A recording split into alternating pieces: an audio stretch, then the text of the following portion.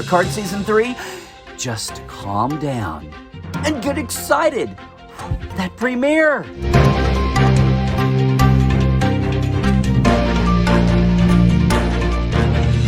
Hey, it is Dr. Trek, Larry Nemecek, coming at you from the heart of Trekland here, and letting the dust settle just a little bit on all the recent Trek headlines. So you don't get a quick take. This isn't a hot take, but it's a second opinion from Dr. Trek. Hey, look, I have been writing, editing, interviewing, archiving, dot connecting, analyzing, interviewing, and yes, fanning Star Trek for, a while now. Okay, maybe this is a hot take. Although you've been hearing from plenty of folks about it. Star Trek's Picard Season 3 and this premiere Thursday night. Now look, I was there. I have never been one, as you all know, to not overgush. I hate gushing. There's always going to be, I never move anything to a 10, much less an 11. All right? There's always going to be room for a disappointment. There's always room for criticism. There's always room for just somebody, some fan out there to be disappointed about something. We are not all Stepford fans. But I got to tell you, yes, what you're hearing about Star Trek Picard, the Season 3 is amazing. Yes, it is possible, even if you've been disappointed with the first 2 seasons. That's an anomaly of our 10-episode season separated by a year and a half. Different people are running the things.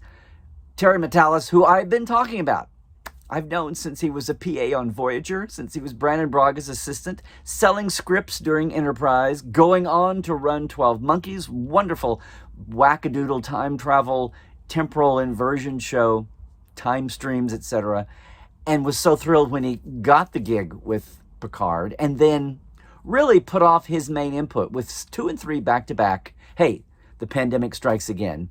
Really putting his time and devotion into Season 3, which, yeah, has been a TNG reunion, but it's so much more than that.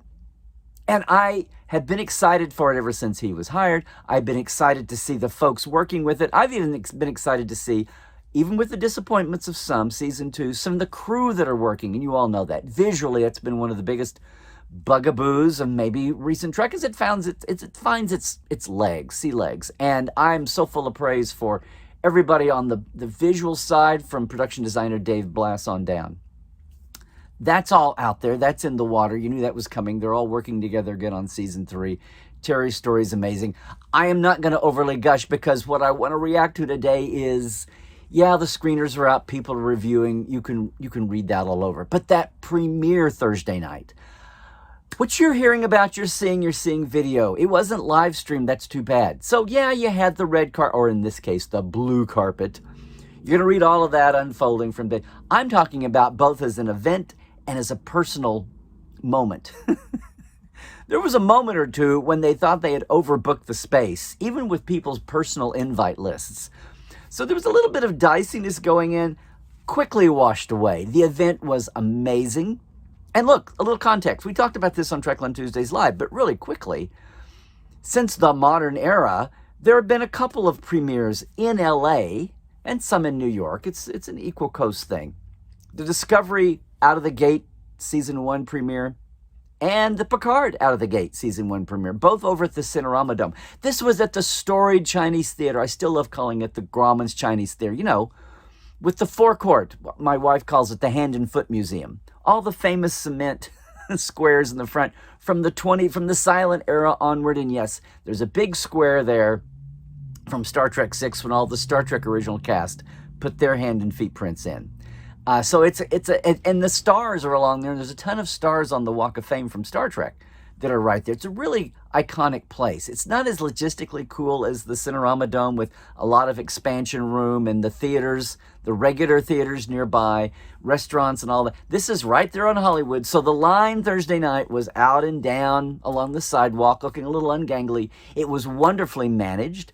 They got everybody in. They were able to accommodate all kinds of invitation issues, enough for everybody to have a wonderful time. And I'm just saying, with that release, so many things came to mind. And some of these are personal, but in a big picture way, it was great to see, first of all, an LA premiere. Now, I had to be in a surgery bubble, and I missed Star Trek Day here in LA. And if this is a little LA-centric, I'm sorry. The shows are shot in Toronto now. Well, with the exception of Picard, and that's ending. And then right across the street, the after party at the Hollywood Roosevelt.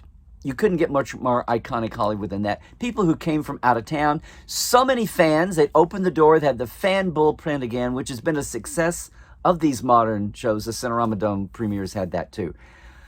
But just personally, it was such a reunion. It was even more than Star Trek Day because that was an event. This was studio, this was Hollywood, and a lot of the gears were spinning. They were meshed, really working well. Event people, social people I'd only got to deal with by email and maybe a Zoom call. It was great to see in the flesh up and down the line for Paramount, for the CBS remerged, staffing's up, and that includes the crews behind the scenes. And that, of course, includes actors. And you're going to see plenty of FaceTime with actors. I'm just saying that it was really well managed, really well staged. It was interesting to have Alex Kurtzman and Terry talk from the stage and then throw to Sir Patrick up in the audience among the cast, saying some words from the audience. I've posted some pictures. I have many more photos to go.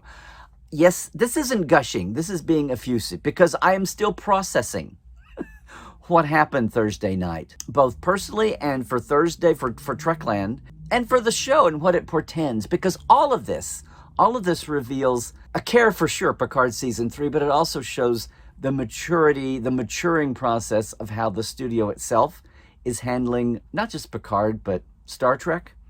And yeah, there'll be a New York vibe to things, and the Toronto shows will be there, but it was just heartening to see the way this is being handled, both in the screening itself and, yeah, in the after party afterwards.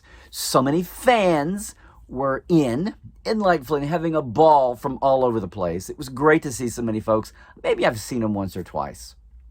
But meeting so many of the crew, finally getting to see some of these names outside the Zoom box, much less outside the email. So I'm thinking this might be the last LA-based big event for a while, and I had to miss the last one. So I was really keen to see so many of the folks. And it was big. But this is me. This is all about me here personally. For the franchise, again, it was great to see the way it was handled. Oh, the show. Oh, the series. So we had 2 episodes screened for the premiere screening audience. I always hesitate to set the bar too high. This is what I mean when I say I don't overgush. There's always going to be somebody who's going to have a disappointment. That said, I don't know what else to do. I haven't seen all 10 episodes. I've got 4 of my 6 down. I've seen the first 2 twice. I am pulled in. I am engrossed. Yeah, I smile and nod at some of the little Easter eggs that fly by, but they're not in your face. They fly by. They're there. As with the best of Prodigy and Lower Decks and Strange New. They're there if you know about them and you can appreciate them. There are Easter egg moments. Okay, there are there are homages, there are nods that aren't even visuals. There are homages and nods in the craft of the storytelling. Now look, Terry worked on 12 Monkeys. He developed it from the movie. Yeah, there's a lot of time travel, but there's no chronoton particles involved. There's no orb of time. There's not even giant concrete donuts. You can do time travel with just the storytelling format, I think they're called flashbacks. So that's made use of through here, okay? That's part of the magic of this chapter, this season-long series of chapters. There are going to be so many just touches in the storytelling that you're going to appreciate and love on top of the story itself. Nothing is gratuitous. I know there's a little bit of back padding going on at times. Everything is flowing from a very natural 20, 22, 23 place, but at the same time it feels very modern. I don't know of an audience that won't be able to jump in. I know that seems far-fetched, but I'm thinking it's very inclusive, inviting for you to bring your not Star Trek fans along. We've been talking all through the hiatus about getting ready to watch Picard and reviewing episodes, and everybody has their lists.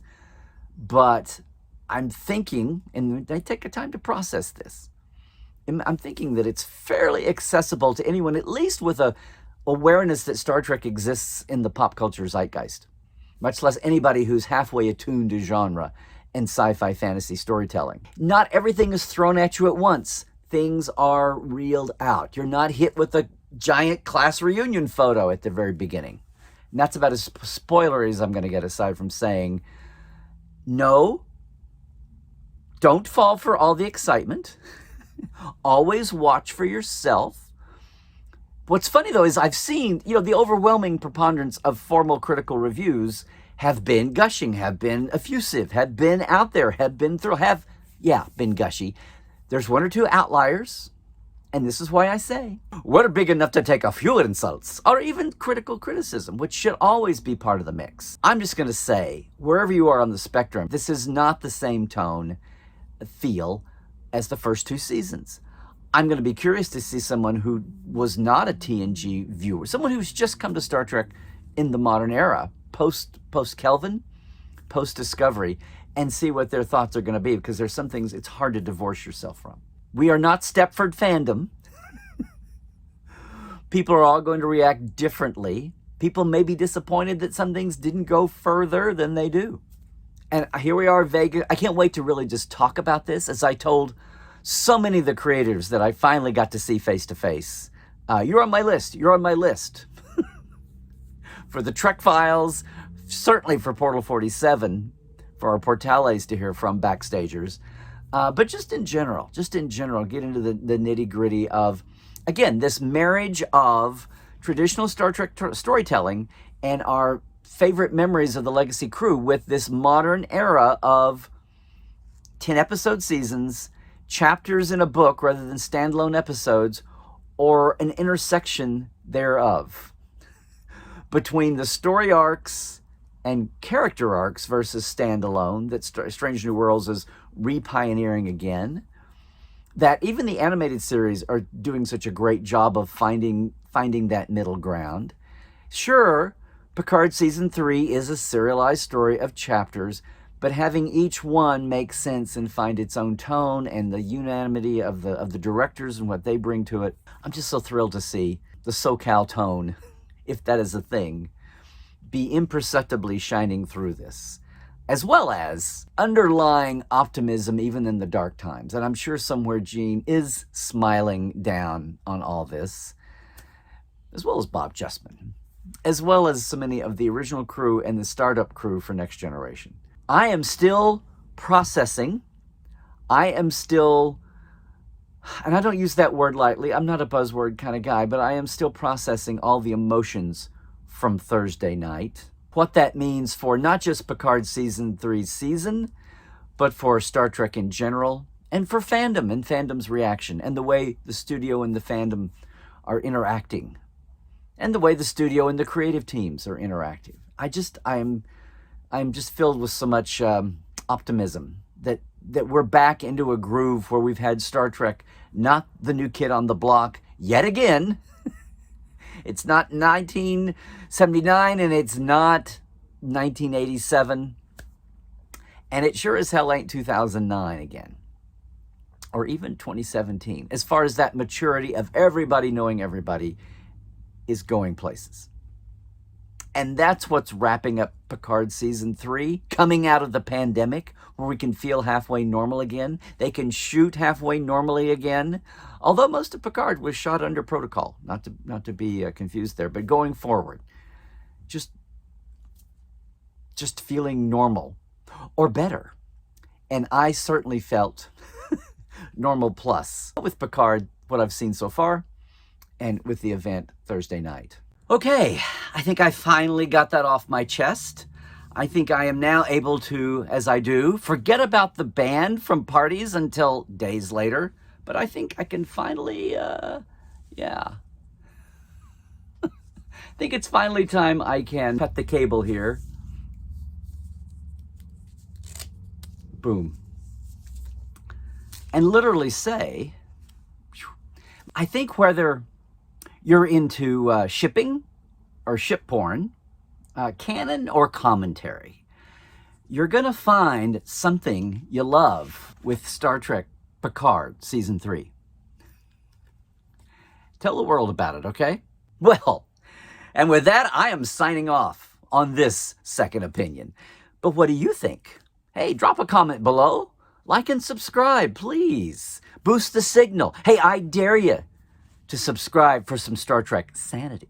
Most of all, if you crave more Dr. Trek and the Trekland point of view, hey, check out every Trek pod, live stream, and experience we offer at LarryNemecek.com.